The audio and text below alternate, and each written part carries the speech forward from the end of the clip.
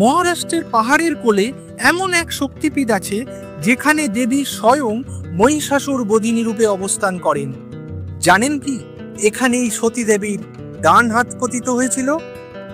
নাসিকের ভানি অঞ্চলের 7টি পাহাড়ের মাঝখানে অবস্থিত সপ্তশৃঙ্গী শক্তিপীঠ।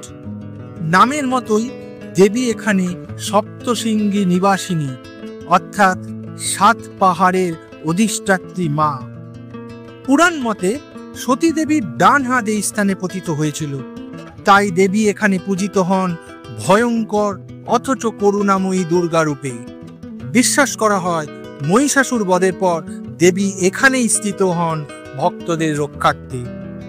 মন্দির পৌঁছতে হয় 510টি সিঁড়ি বেয়ে। দূর দূরান্ত থেকে লক্ষ লক্ষ ভক্ত আসেন মাতৃশক্তির এই আসনে। মহারাষ্ট্রের অসংখ্য পরিবার আজও দেবীকে তাদের কুলদেবী হিসাবে পুজো করেন। অদ্ভুত বিষয় হলো দেবীর মূর্তিতে আজও সেই প্রাচীন শক্তির আভা অনুভূত হয়, আর ভক্তরা বিশ্বাস করেন একবার দেবীর দর্শন পেলে জীবনের সকল অশুভ শক্তি দূর হয়ে যায়। আপনিও যদি মা দুর্গার এই অপরূপ রূপ দেখে মুগ্ধ হন, তবে ভিডিওটি লাইক করুন, বন্ধুদের সাথে শেয়ার করুন। আবারও নতুন কোনো শক্তিপীঠ নিয়ে ফেরত আসবো। সাথে থাকুন আমাদের 51 শক্তিপীঠ সিরিজে এবং মিথিক বাংলা চ্যানেলকে সাবস্ক্রাইব করে দেবেন।